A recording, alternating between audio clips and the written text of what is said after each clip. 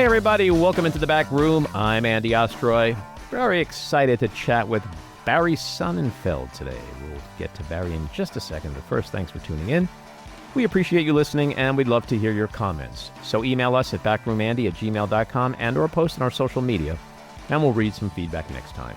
And if you like the podcast, please rate and review and follow or subscribe, and you'll be notified every time we post a new episode. So Barry Sonnenfeld is a filmmaker and writer who broke into the film industry as the cinematographer on the Coen Brothers' first 3 films, Blood Simple, Raising Arizona, and Miller's Crossing. He also was the director of photography on Throw Momma from the Train, Big, When Harry Met Sally, and Misery. Barry made his directorial debut with the Addams Family in 1991, and has gone on to direct a number of films including Addams Family Values, Get Shorty, and the first 3 Men in Black films. His television credits include Pushing Daisies, for which he won an Emmy, Netflix's A Series of Unfortunate Events, and most recently, Apple TV Plus's Schmigadoon. He is the author of Best Possible Place, Worst Possible Time, and Barry Sonnenfeld, Call Your Mother. Barry, welcome into the back room. Well, thanks. Great to be here. So you have a book that came out a couple months ago. It's called Best Possible Place, Worst Possible Time. And I want to talk with you about that in a bit, as well as a lot of other stuff. We get so much to talk about, so little time. But so congratulations on that. But I first want to start with the most important news, of course, which is the fact that Donald Trump appointed special envoys to Hollywood to bring back the glory days of Hollywood. Huge A-list stars like Jon Voight and Sylvester Stallone and Mel Gibson. They're going to save Hollywood. What are your thoughts on that? I think Don might be a little bit out of touch with what Hollywood is these days. I once this is in the book, but I once ran into Jimmy Miller, who is my manager, and he was walking with Mel Gibson. I was with my wife, and we were walking towards each other on South Beverly, and Jimmy said, "Hi, Barry, you know Mel?" And Mel said, "Yeah, we've met." And I said, "What are you doing, Jimmy? Like it's any of my business." And he said, "Well, I'm taking Mel to my physical therapist. He's got terrible sciatica, and I'm going to try to help him." And I said to Mel, "Oh, you know what? Sciatica is a mental disease. It's brought on by unconscious narcissistic rage." And then I thought for like 1 second, and I said to him, "Wait a minute, your rage isn't unconscious. Never mind, you've got physical problems." And luckily, Mel laughed. But that was the last time I saw Mel. But yeah, no, those are three guys that were around the height of Hollywood, I guess, in Don's world. So yeah. There you go. I wonder what stage of Hollywood does Donald Trump want to bring back? Where like all the actors were enslaved by the studios. Like it makes you wonder exactly. what his idea of the glory days is. He has no idea. No. I have 2 different chapters. I have 2 chapters where I talk about Trump. I've had various run-ins with him, but no, this will be interesting. I think it's going to be. Maybe he wants to bring back the 50s and blacklisting with those guys. Perhaps sure. That's going to be their role. Yeah. The craziest part of this, which I literally just saw like a minute before we got on the air, is that Mel Gibson had no idea about any of this. He learned about it during a tweet. So Trump just appoints people to positions without ever talking to them. That is insane. Yep. That's our president. Yeah. So I want to peel back the onion a little bit, go back in time. I always love to see what people were like when they were little, because it often is an indicator of the work they've done and the people they've become when they are an adult. What kind of a kid were you? I was an only child, born on April Fool's Day. I write about this actually in my first book, Barry Sonnenfeld, Call Your Mother. But I was very overprotected as a kid. I spent a lot of time alone. I had friends, and we grew up in Washington Heights, and those were the days where you could, go outside to the playgrounds, and we'd make fires and burn ants with magnifying glasses and stuff like that. When I was 10, I wanted to play the trumpet. My mother said, "You can't play the trumpet. You have to play the French horn." The reason being that 8 years later, when I became 18, if I was drafted into the Vietnam War, by the way, I'm 10 when we're having this discussion.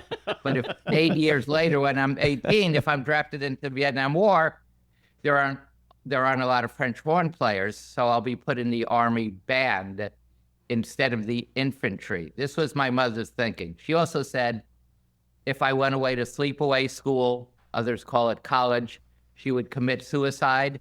So I spent 3 years living at home and attending NYU. And eventually I went to NYU Film School for lack of anything better to do.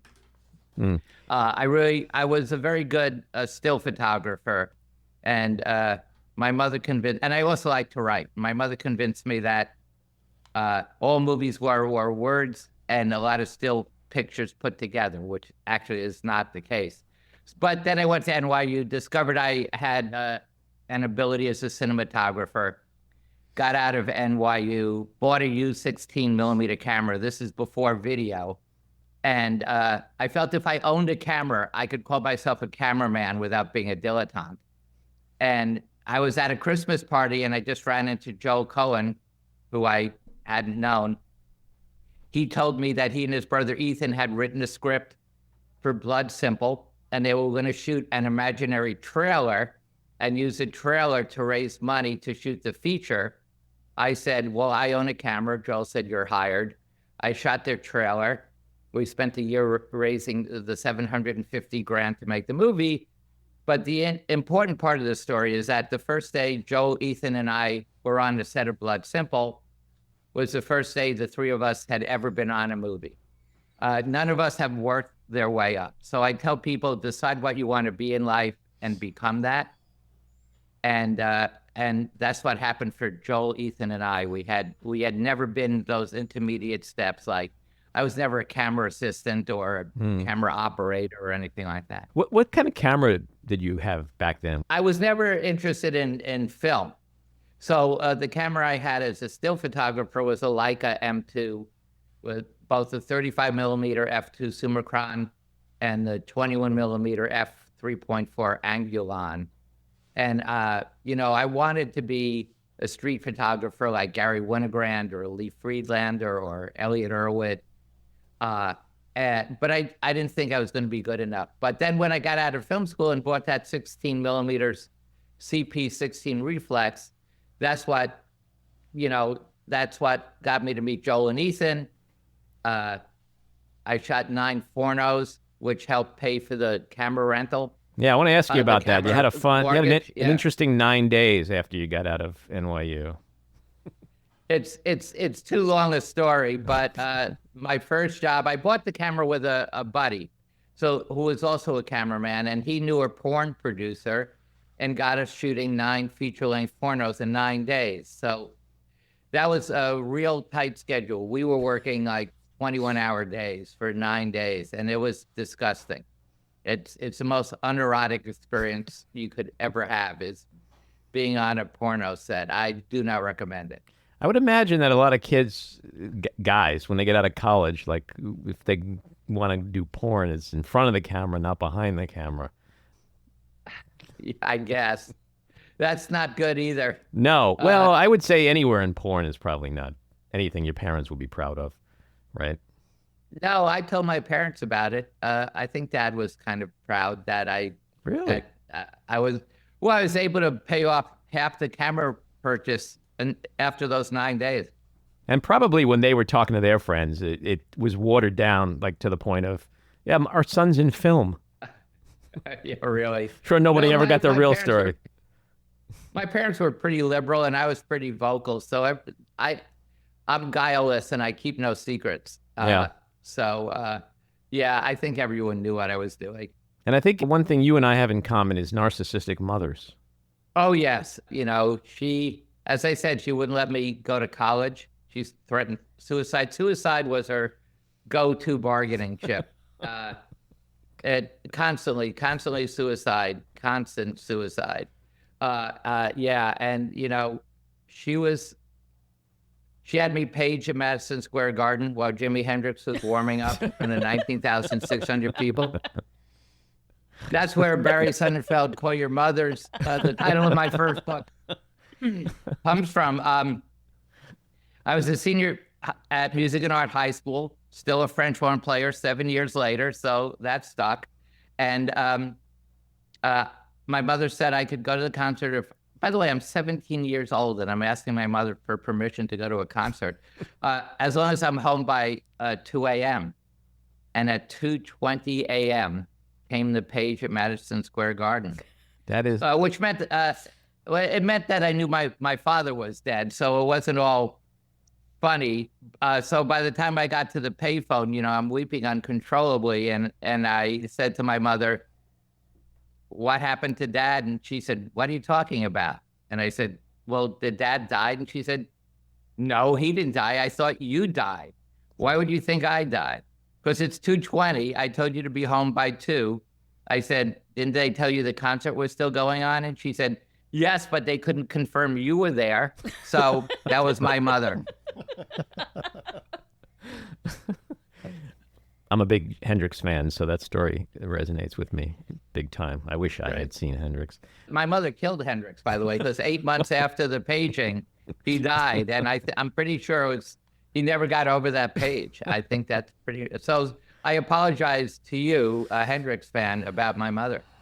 Yeah. Did she kill anybody else? She tried to kill me through depression, but it didn't work. Here I am. I'll give you a real short story about my mother's narcissism.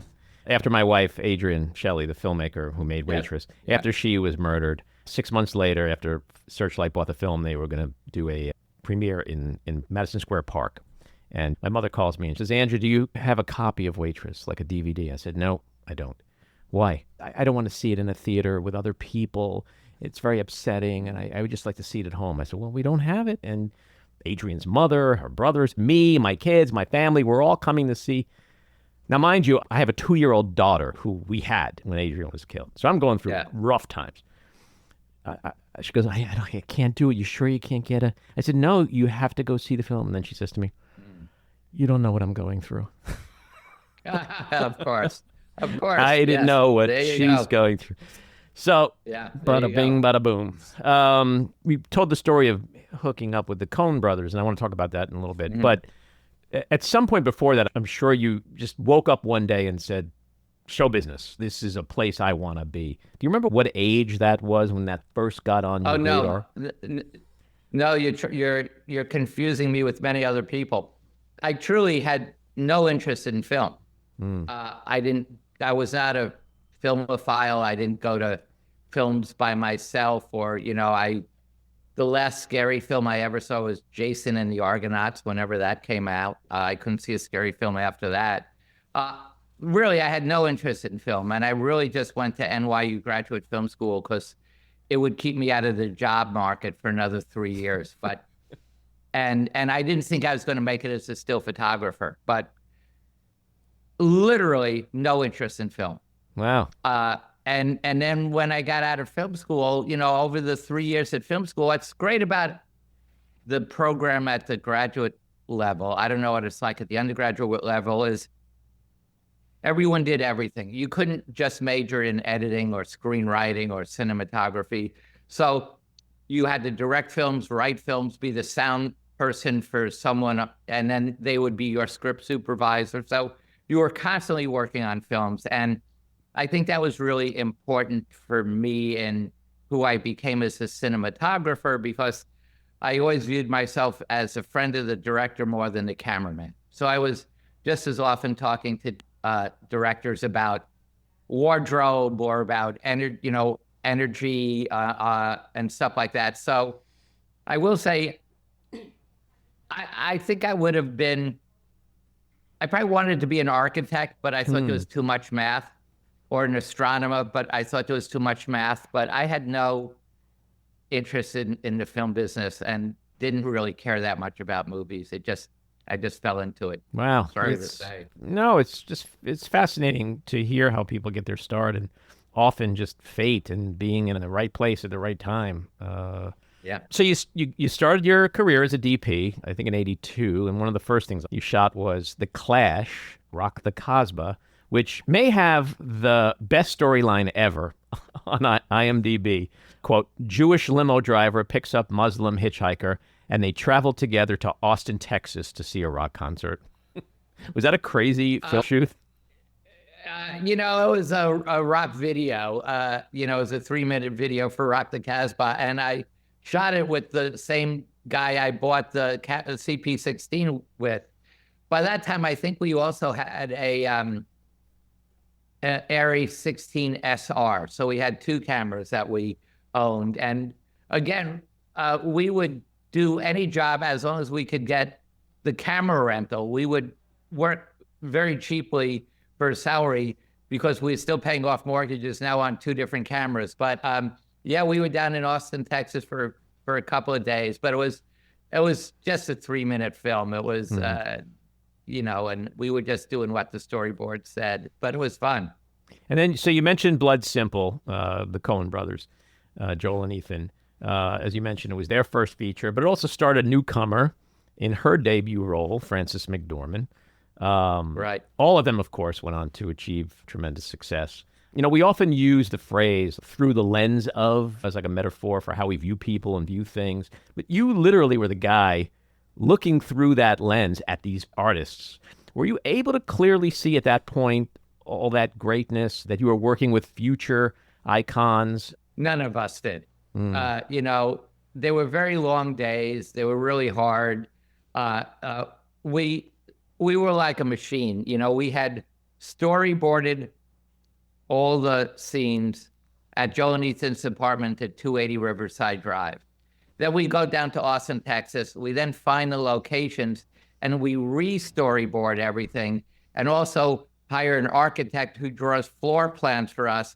So we also, in addition to the storyboards, where the camera's going to go. So every shot, it was very much like Hitchcock. Joel, Ethan, and I, as a team, designed all the shots for Blood Simple. And, we were very ambitious. It was, I guess, a fairly long schedule for a first-time indie feature. It was about 42 days, which is fairly long.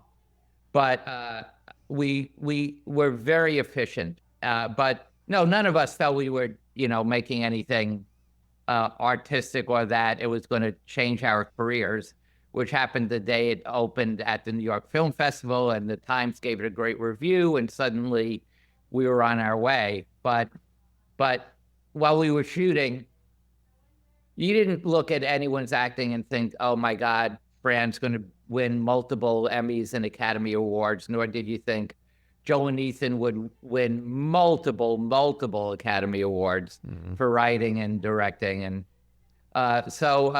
no, we were just trying to get through the days, really. So you sort of were like an unwilling participant in show business, as you've said.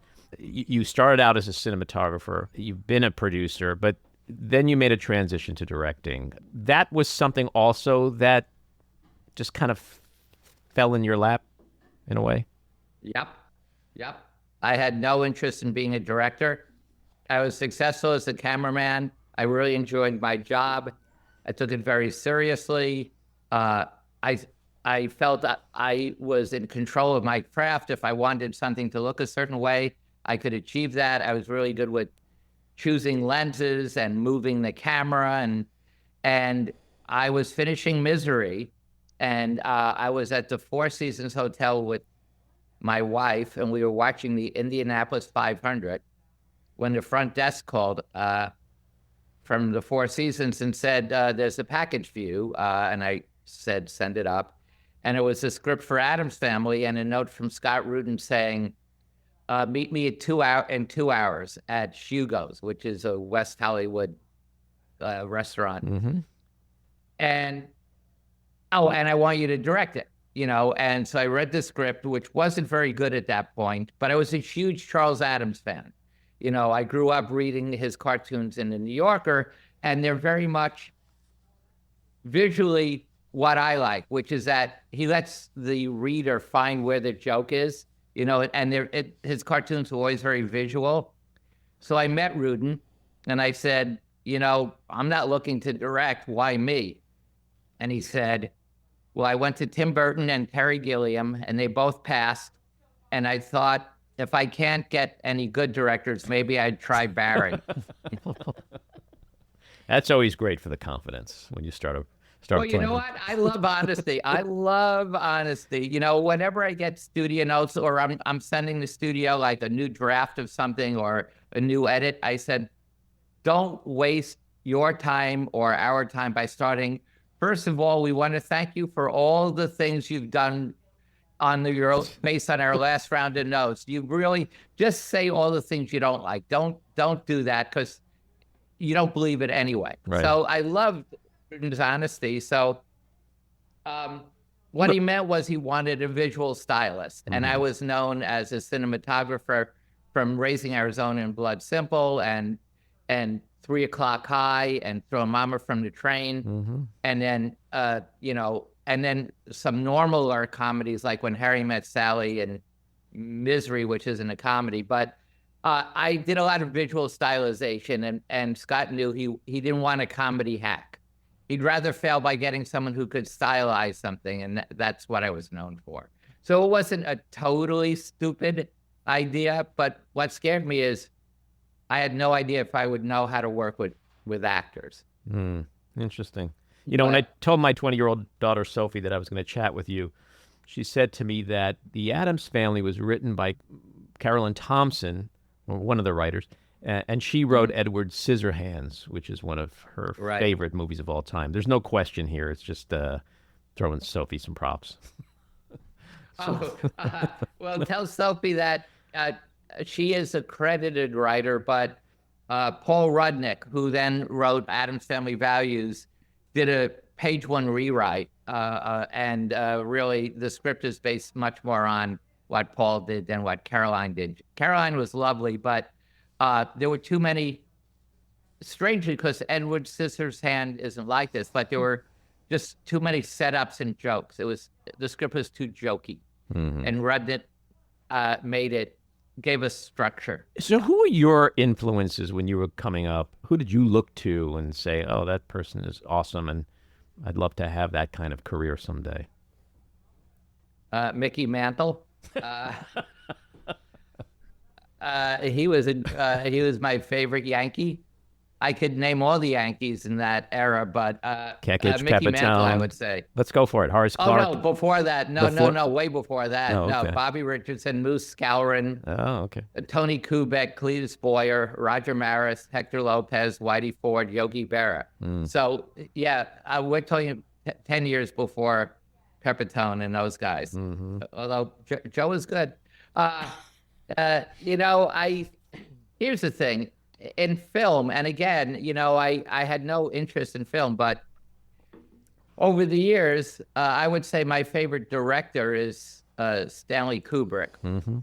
My favorite movie is Dr. Strangelove, because Strangelove, with the exception of a few moments from George C. Scott, little beats where he's trying to be funny, Strangelove totally embraces my theory of comedy, or my comedy embraces Kubrick's theory of comedy, which is you don't want the actors to act funny. You want them to play the reality of the scene. And if the scene is absurd or funny, then it will be funny, but don't actually act into the comedy. And so, Sterling Hayden as Jack the Ripper, the guy who starts the end of the world, then Peter Sellers, those guys aren't trying to be funny. They're just trying to be real. And that's what makes it so wonderful. So I would say Kubrick. As a cinematographer, I had 2 favorite cameramen. My most favorite was Gordon Willis. His lighting was extraordinary. And I also liked Victoria's, what's his last name? Storaro. Because, in fact, every time Joel, Ethan, and we did 3 films together. But before we started any of the films, we always watched The Conformist, shot by Storaro, and Strangelove, because they were so stylized. They're incredibly stylized movies, So I would say as a cameraman, it would be Willis and Storaro, and as a director, Kubrick. I'm not as good as any of those guys, but those were the guys I loved. Quick Mickey Mantle story for you, and maybe hopefully it'll shatter your image of him. Mickey Mantle, the man. So back in the late 60s, the Yankees would have clinics out in the bleachers before the game. A player would stand by a microphone. Kids would line up and they ask questions. So it was my turn. I was maybe 9 or 10 years old. Mickey, I play in the PAL, Little League in New York City. I'm a really good hitter. I'm not afraid of any pitchers except this one pitcher, Danny Hess. He throws so fast that when he throws the ball, I step out instead of stepping in. What should I do? What do you think your hero, Mickey Mantle, said to me? Was he drunk at the time? Probably. He said, well, son, I guess if you're afraid of the ball, you shouldn't play the game. This is what he told a 9-year-old. And over the years, I once even started a Facebook page. I think it was called something like Other Kids Who Mickey Mantle Destroyed Their Childhoods or something like that. And I've heard stories of him like spitting out the bus window and throwing kids in garbage cans outside of hotels. Like, not a nice man. In your opinion, what makes a great cinematographer? Well, first of all, and this is why oftentimes the wrong guy wins the Academy Award for cinematography, is the hardest part of cinematography is lighting, is making the shots look, and so often, the winner is someone who shot some outdoor movie like Days of Heaven. Nestor Almendros won the Academy Award for that, although most of it was shot by Haskell Wexler. But there's so many people that went, like Avatar won, and 90% of it is, CGI. Mm-hmm. Now you do lighting, for CGI, although I don't know how much the DP was or wasn't involved in that. I have a feeling Jim did a lot of that as well. So for me, first of all, it's lighting. And then second of all, there's so few cameramen outside of me that I can think of off the bat that use the camera as a storytelling device instead of a recording device. Mm-hmm. I always move the camera. I think I have theories about what lenses are funny and what lenses aren't funny. Not only in terms of wide angle versus telephoto. Wide angle lenses are funny, telephoto lenses aren't. But I did 3 years. I was a showrunner for 3 years on a show called A Series of Unfortunate Events, and realized after the first year that we were using unfunny lenses. We were using the same millimeter lenses, the same 21s and 18 millimeters, which are very wide, but they were called Zeiss Master Pros, and they were so good and so perfect in terms of engineering that straight lines didn't bend. And one of the comedy things about wide angle lenses is things start to bend. And so literally, even manufacturing of certain manufacturers' lenses aren't funny. So a lot of cinematographers just will record the story instead of tell the story. They don't use their cameras as anything other than a recording device. So for me, first of all, is lighting. Second of all is camera movement. Although Willis rarely moved the camera, but his lighting was impeccable. Just, the two Godfathers and a lot of the Woody Allen movies. It's really hard to make comedies look good.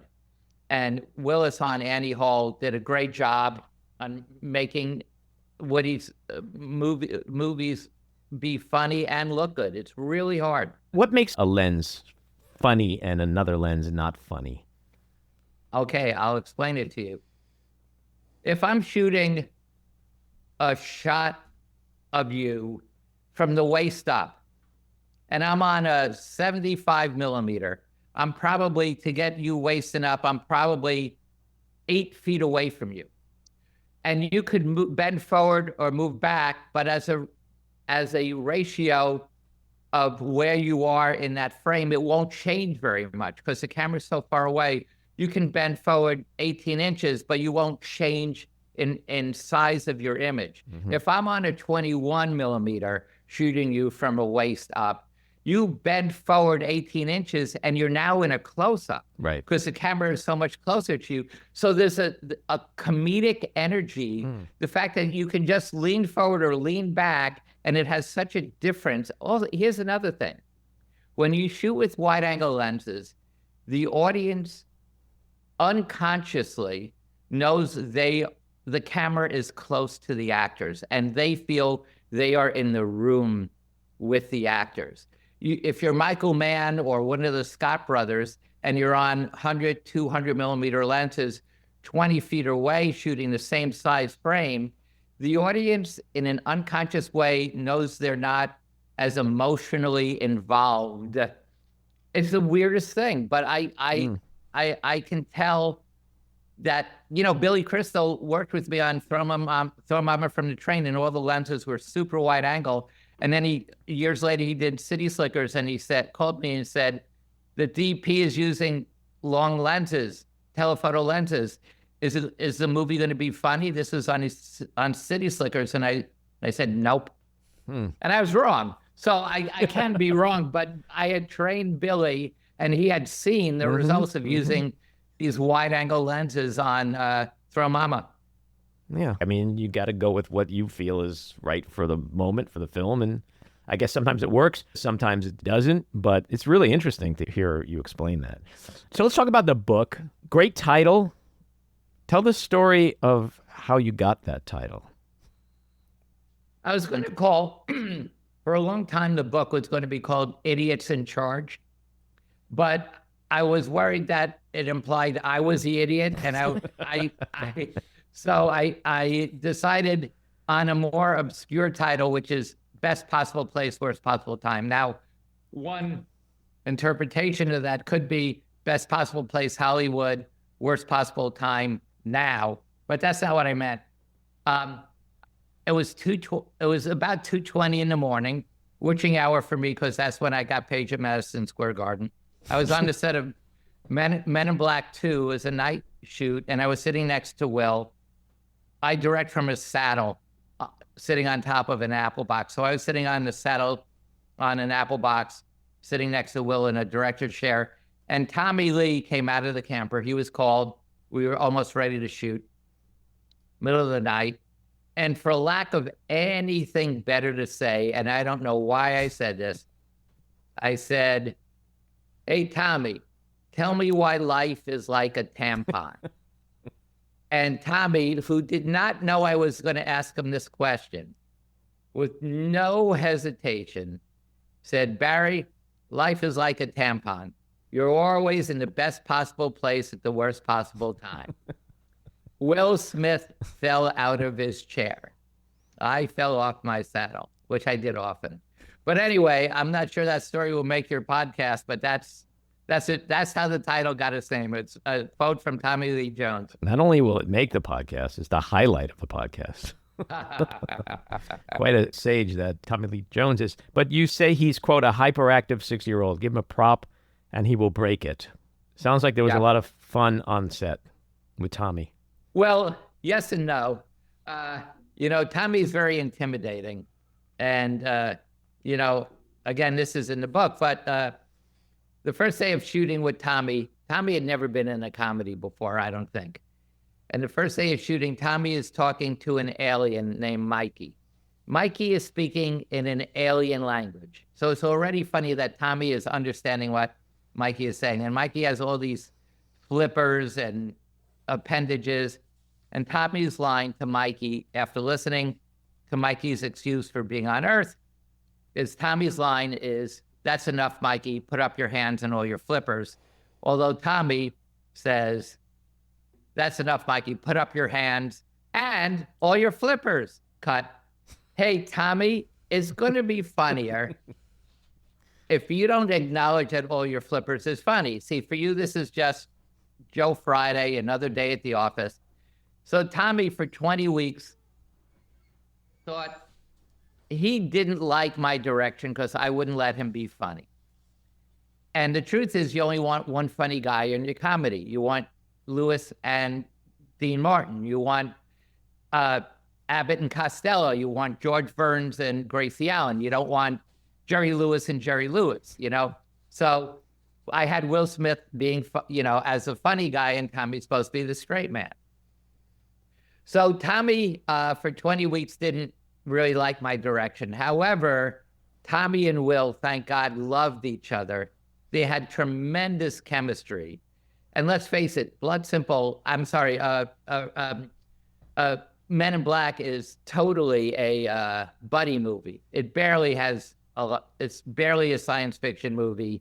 It's barely an action adventure movie, but it's a really good buddy movie. And Will and Tommy loved each other, and Tommy is like a 6-year-old with too much energy, and so is Will Smith. Tommy was always breaking the neuralizer. The prop guy, Doug Harlocker, begged me not to. We had a rubber one that Tommy could practice with, because once we starting to shoot, he was always breaking it and playing with it. He also, because he's a cowboy, he would call himself a rancher. Couldn't understand how these space guns wouldn't make any noise, you know, because, you know, if you shoot a rifle or a handgun, you know, even if you have a blank, it makes a noise. So Tommy would always make the sound of the gun.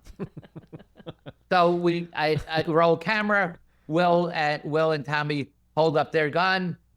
Will goes like that, and Tommy goes, pew! Cut. Tommy, don't make the sound of the gun. I didn't. Will, yeah, Tommy, you did it again. So he would ruin dozens of takes because he couldn't abide by a gun being silent. You know, unwilling to realize that we were going to put in the sound in post-production. So, but Tommy was great. I loved him. And Will had some stomach issues, right? During one scene in a very enclosed quarter. Yeah, we were shooting in an enclosed. There's a scene where Tommy and Will go upside down through the Midtown Tunnel. They have like their Ford POS turns into sort of a hypercar, and they're going upside down through the Midtown Tunnel. So we had Will and Tommy in a very enclosed glass thing that was now upside down. So because Will didn't put a seatbelt on, so he's now standing upside down in the vehicle. It's totally enclosed. Tommy's seatbelted in. And from time to time, Will fart. He's just a farter. Some are, some aren't. Who isn't? Will's a farter. Yeah, well, you know, some people try to move to the side, but Will couldn't. They were in an enclosed environment. There was no side. Will farts. There was no side to walk over to. It's an enclosed environment. We had to get Tommy out of there really quickly. But I was quoted as saying that we had to, you know, clear the set for 3 hours. That never happened. But we did have to get Tommy out of that glass bubble really quickly. Quick question. What do you think about Will Smith and the treatment by Hollywood the last 3 years or so? Is it overblown? Is it too much? Is it time? Like, he was such a megastar. I don't know what happened that night. I don't know what took over. Something took over. But you know what? We all have imperfections. We all do stupid shit. Has he paid his price yet? I don't know if he's paid his price yet or not. I mean, it was a very unfortunate event. You know, I'm sure Will's adrenaline was through the roof. I think he strongly suspected he was going to win the Academy Award. He had been nominated previously and didn't win. And I think he just snapped. You know, Will also is very protective of people close to him. You know, he's protected me several times when he thought he was going to put himself in harm's way, but he was going to make sure that whoever he perceived was going to like hit me or something would have to go through Will. So Will's very protective.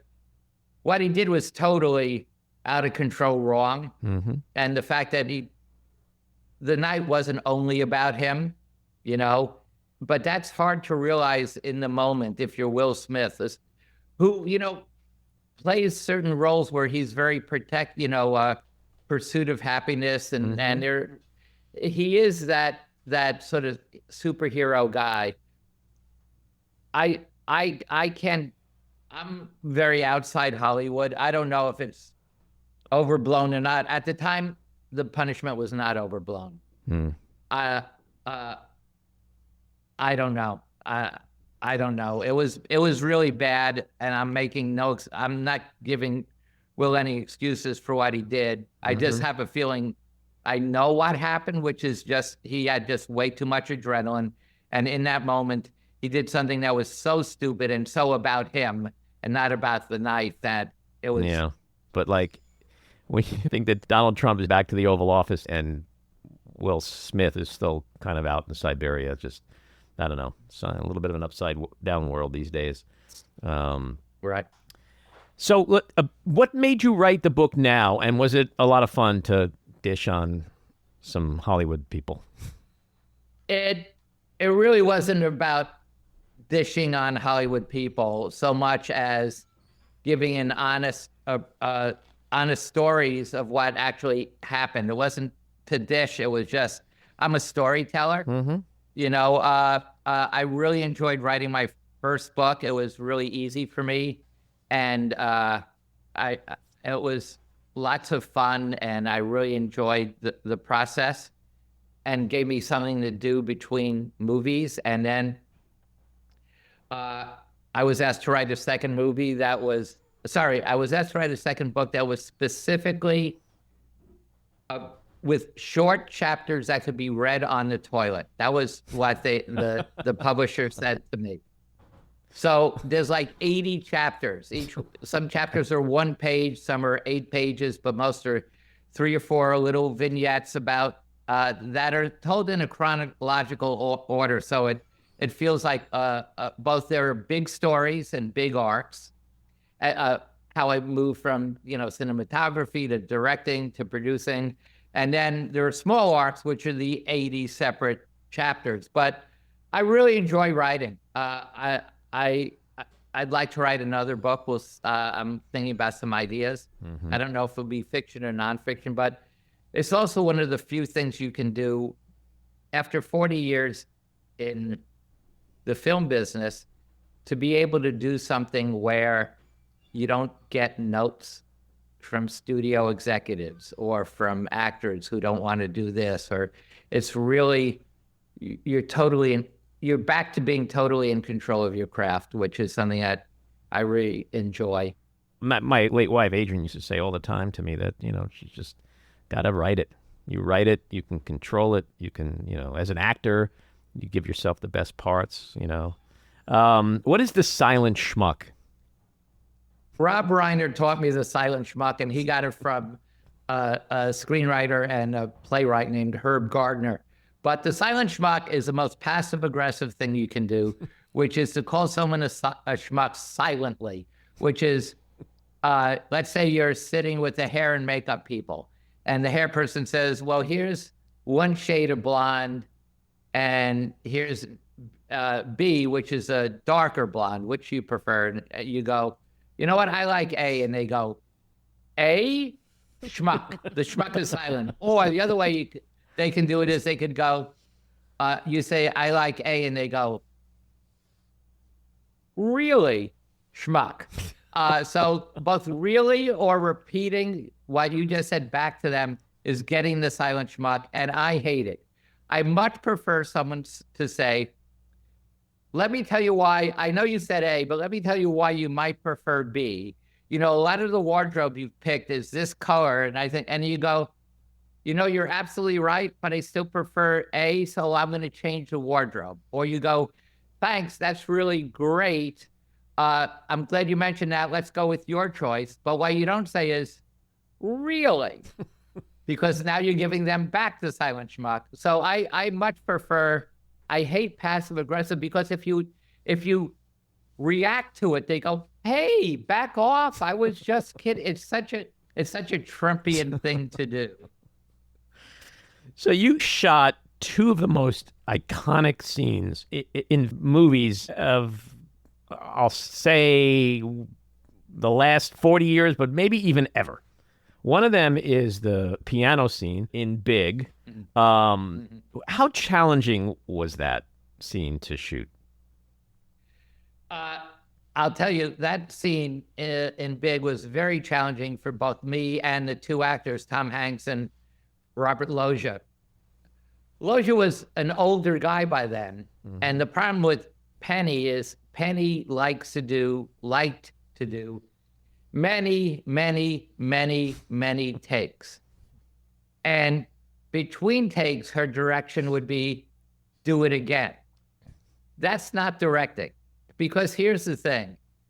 If you don't say, do it again, but be happier about it, or do it again, but look like you're trying harder to know where to go next, or look again, but be nervous, that's directing. But to say, do it again, then the actor says, okay, but what was wrong with that? So I know what to do differently. And then Penny's response to that would be, just do it again. So the problem was, one, we only had one day to shoot everything in FAO Schwartz. And there's all this other stuff. There's, Tom running from room to room and playing with guns and meeting kids. And there's a lot of stuff before we even get to the piano stuff. And also the piano itself, there was only a certain amount of light that the piano could emanate from the keys without melting the plastic that they were dancing on. So I had to control the ambient light of the whole room, so FAO Schwartz's main area, because if the room was too bright, I'd have to close the f-stop down too much, and then the piano light wouldn't be visible, because the piano light was not as bright as the ambient light. So I was fighting that all day long. Plus, instead of doing one take of the master where we have 3 cameras shooting 3 different sizes and moving on, we would do 15 takes of the master. So it was very difficult. And then for Bob and Tom, they spent days practicing because they're really good at it. And I assume the other iconic scene is I'll Have What She's Having. Yeah, I want to get to that in a second, but I have a question. Penny Marshall wanted De Niro to play Josh Baskin in Big? Yes, and I can see her point of view, to be honest with you. When I got hired to shoot Big, it was starring Robert De Niro.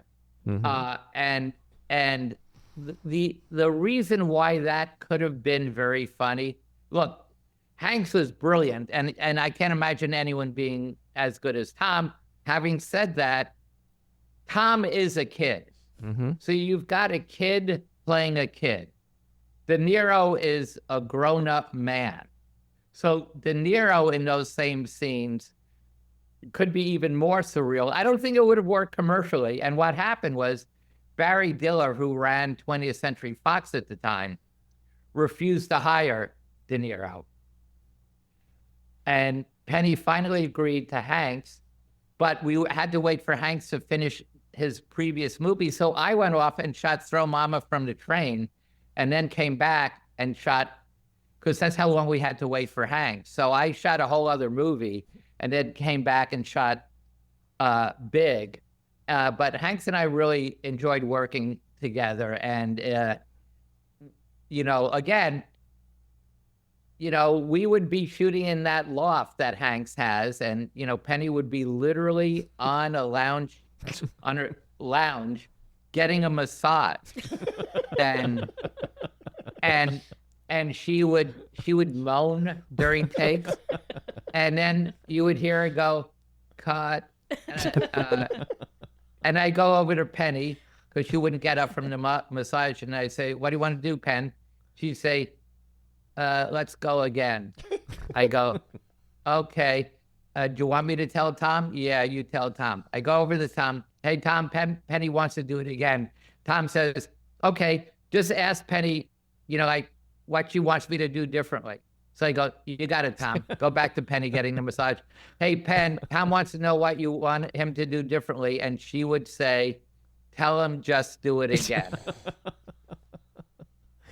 Which is why, so the opposite. First of all, because I learned how to be a director at film school, when we used to shoot on film was so expensive. A row of 400 feet of film and development and frame coating, it was like hundreds of dollars a reel. You would never do a second take without having reason to do it. If I shot a master and it was a super wide master, and there were airplanes flying over to this day, ruining the sound. And I'd go, okay, moving on after a wide master, and the sound man says, you can't use any of that sound. I say, I wouldn't Eddie-wise. I would use the close-up sound over the wide shot. Let's move on. Right. Don't waste your time on these. We would shoot endless masters, endless. When you think of De Niro, she was maybe in a way really prescient, because in the second half of his career, he went on to do tons of comedy, and he was really good at it. And so, I mean, he was good at it because he was good at it because he never tried to be fun. He just played the reality of the scenes. So it would have been, I think you're 100% right that A, it could have been really funny, and B, it probably would have been nowhere near as commercially successful. And you're also right that your other iconic scene was the orgasm scene in When Harry Met Sally, one of the most beloved films ever, certainly the most beloved rom-com ever. That scene, how many takes did that scene require? Obviously, it should be known as a multi-orgasmic scene, right? There you go. And the biggest question is, how much pastrami did you eat shooting at Katz's Deli? That's really the only thing I give a shit about, is how much pastrami and corned beef did you scarf down? I ate 2 pastrami sandwiches. Are we talking lean? Did you get lean or full fat? No, you can't go too lean, and you don't go full fat. You go in between. You ask for medium, and they'll do it if you're. It was super hot that day because I was balancing the interior light for the outside, and Katz's has all these steam tables where they keep all their briskets and corned beef and pastrami moist. Mm-hmm. So it was really hot in there. But what that scene taught me, and again, it really helped me when I became a director, is that women fake orgasms? Good one. Is that the big laugh is the reaction shot. Uh-huh. It's not the joke. It's a reaction to the joke. Meg faking an orgasm will get 80 dBs of hilarity, and you cut to Billy Crystal doing nothing but chewing on a corned beef sandwich, because the reaction shot is the audience's point of view, and they think Meg is funny, so the dBs jump from 80 to 120. Just huge difference. But if Billy acted funny, like turned to the lens or opened his eyes big, it would be disastrous. Play the reality, which is, I'm really embarrassed that this woman, I'm sitting opposite a woman faking an orgasm. Everyone in the restaurant is looking at me. What do? I do nothing. I try to disappear, and that's why it's funny. If he said, hello, can you stop that? It would not have been funny. Mm-hmm. And then, of course, I'll have what she's having is like the icing on that cake for that scene. And that's Rob Reiner's mother, right? Yeah, Estelle. Yeah. And Rob, it was a bad day for Rob because, first of all, it was super hot in there. He was wearing the pastrami carver's towel. He asked him if he could borrow his towel. So he was, that they, have over their arms so to wipe the knife and stuff. So he was wearing a pastrami towel on his head just to absorb the sweat coming off of him. And he kept saying to me, am I an idiot? I'm having this poor actress fake an orgasm, not only in front of all these people, but in front of my mother, and I'm directing her and I'm giving her advice on how. He was so out of control, freaked out that day, what an idiot he was to have had his mother on the set. Of course, I was eating at a restaurant last night where there was a section called I'll Have What She's Having. Yeah. So it's become, but again, you asked this earlier about working on Blood Simple. We didn't think we were at the time shooting, like we weren't like fist bumping going, we're now creating one of the most iconic moments in comedy history. We just thought, how do we get out of here before it gets dark? Yeah. It's interesting because I often wonder when artists are creating something like that, like musicians in a studio recording a song, like when Led Zeppelin was recording Stairway to Heaven, if they had any sense that they're recording something that is going to become a huge classic. And so there was not even the slightest of that when you were doing that scene? No, not at all. Interesting. In fact, there's only been 2 scripts that when I read, I thought, I want to be involved in this. This is going to be something special. One was Blood Simple, which was an amazing script and incredibly visual. And the other one was Brian Fuller's pilot of Pushing Daisies, which I directed and won an Emmy for and a DGA award for. But when I read the pilot script of Pushing Daisies, I wanted that. I wanted to direct that. And because one of the things I love doing, what I think is one of the things I'm better at is world creation. And whether it's Addams Family or the Men in Black movies or Pushing Daisies, I love, or the 3 years I directed A Series of Unfortunate Events, or even the first season of Schmigadoon, they have their own reality, and so I love creating that world because, my favorite movie of 2 years ago was Poor Things. I watched the beginning of Poor Things and I thought, I don't understand what I'm watching. Is this reality or a different? I didn't know. And then Willem Dafoe blows a bubble out of his mouth and it floats across the room. And I just smiled and I said, I get this. It's a whole different world. I'm in 100%.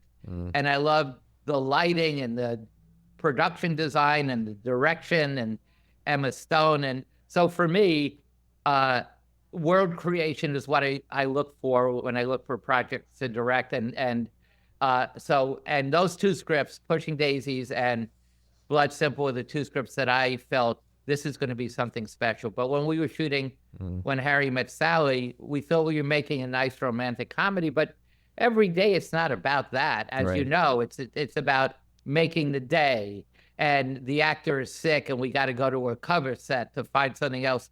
You're never thinking, I'm working on an iconographic scene. I don't think I've ever felt that way. Do you think, as someone who's shot movies, directed television, is there actually anything like an instant classic? Does that even exist? Or do scenes like that require perspective and the passage of time before they're ultimately viewed that way? I think it's both ways. I think, Welcome to Earth, when Will hits the alien, in Independence Day, that was instant. It becomes more and more like that because of, the internet and social networking and all that. I think it's going to be harder to have things discovered over the long run versus the immediacy of that. So I don't know. That's a good cultural question, but I'm the wrong guy to answer it. Mm-hmm. You directed Get Shorty, and you've had some fun with Travolta on that movie. What was he like? John is an incredibly lovely guy, and I've never met anyone who liked being a movie star more than John. He just loved the trappings of being a movie star and craft services and, all that kind of stuff. Who doesn't love crafty?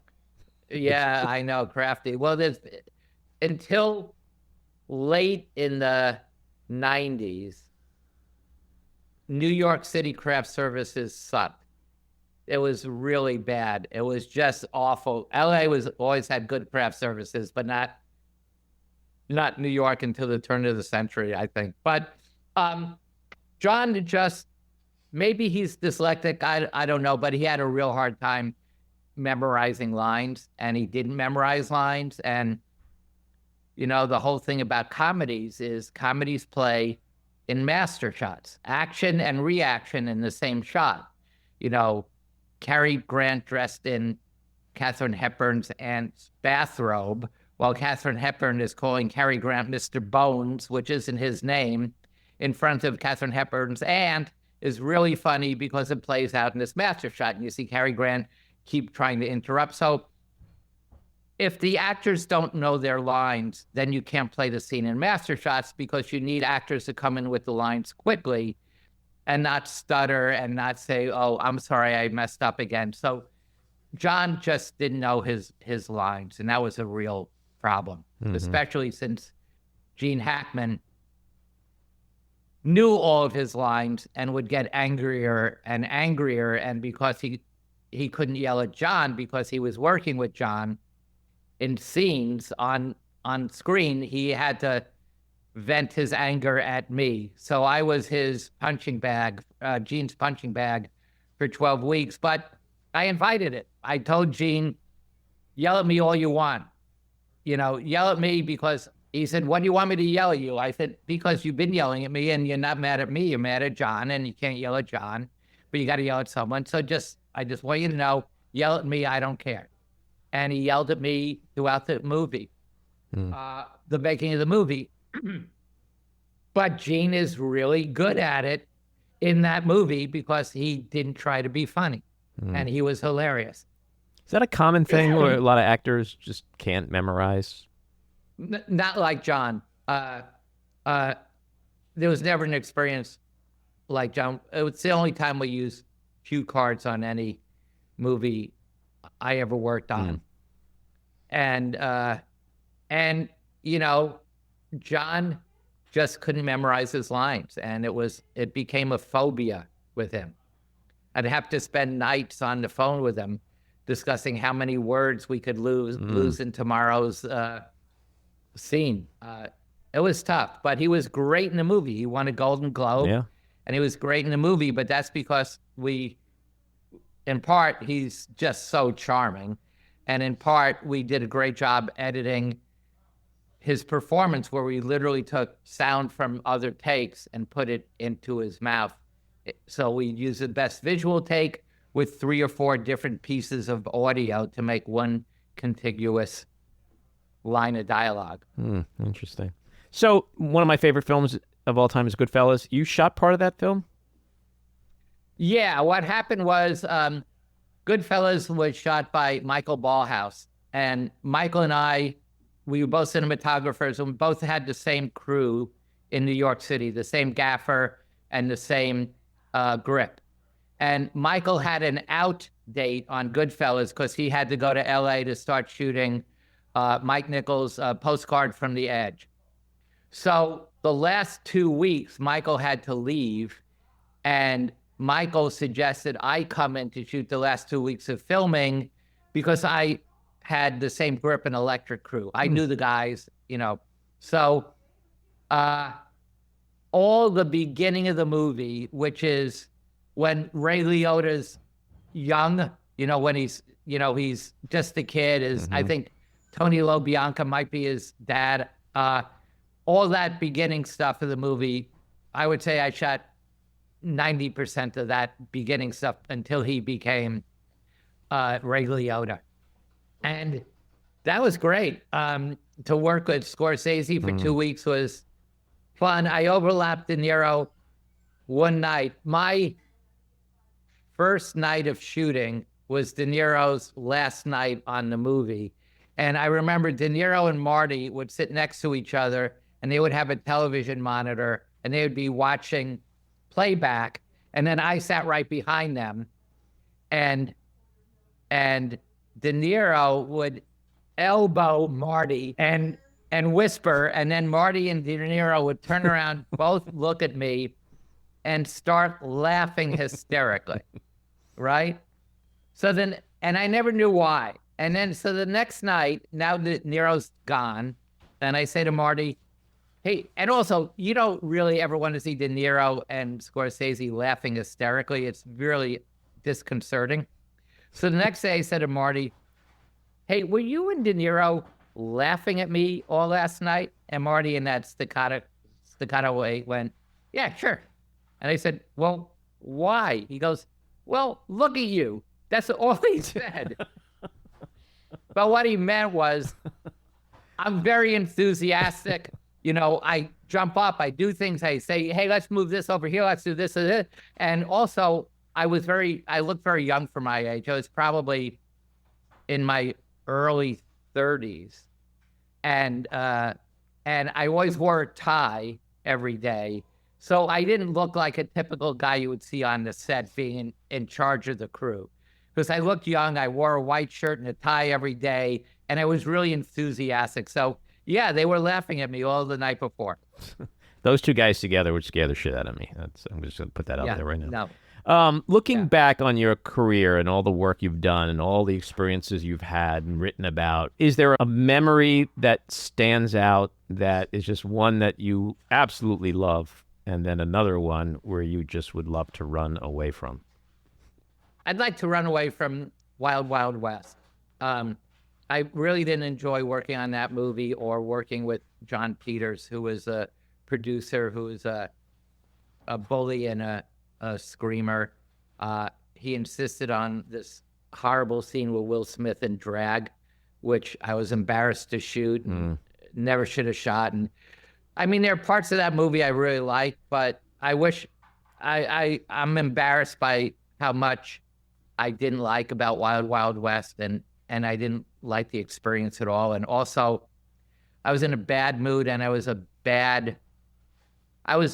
also bad on that movie. I had studio issues, and I yelled a bunch, and I was really wrong and bad, and I wish that whole experience hadn't happened. This isn't on the set, but when Addams Family opened and the business was in the doldrums, and there hadn't been any successful movie opening in a long time, but they thought that Addams Family was going to do well and was going to open to 12 million, which at the time was like real money. And it opened to 24 million, twice what they anticipated. And I remember that weekend and after a year of just nightmare working on Addams Family and going over budget, and our movie was sold, I was getting all these calls from famous people who I never met. Spielberg and Jeffrey Katzenberg and all these people calling to congratulate me about the box office. Katzenberg was actually the only one who congratulated me about the actual movie and how good but anyway, I'm getting all these calls about congratulations and I would always say, well, thanks, but so much of the credit goes to Paramount's distribution and marketing. And anyway, Scott Rudin, the producer, calls me Sunday night. He produced Addams Family. And he said, congratulations. And I said, well, Scott, so much of the credit should go to Barry London and Arthur Cohen, who did the publicity and the distribution. And Scott interrupted me and said, Barry, if you can't be happy tonight, your mother won. All right, we're going to end on that note because I don't think we can go anywhere from there. Barry, this was so much fun. I literally could talk to you all day. Thanks for coming on, being generous with your time, and sharing your stories. Andy, thanks for your questions, and I love your voice. It's just fantastic. Thank you, Barry. Yeah. And maybe I'll do another voice. I do Chris Wallace. Barry, thanks for coming on the show. Do come back again. How do you like that voice? Not so good, huh?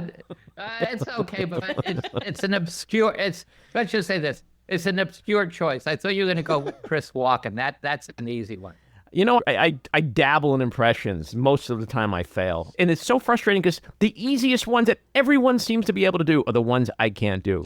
But Christopher Walken, it's like, that's hilarious. Like, I hit a wall. That wasn't bad. Not bad. That wasn't bad. Not yeah. More well, cowbell. Thanks so much, Andy. All right. Take care. Great. Thanks so much. Bye-bye. This episode of The Back Room was edited and produced by me, Andy Ostroy. It was co-edited and co-produced by Maddie Rosenberg and co-produced by Jen Hammoud. Our theme song was composed by Andrew Hollander, and our logo was designed by Cricket Langell. And special thanks to Patricia Wind. Please take a moment to rate and review the podcast, and also follow or subscribe. Until next time, keep your eyes on Washington, Hollywood, and your own backyards, and have a great week.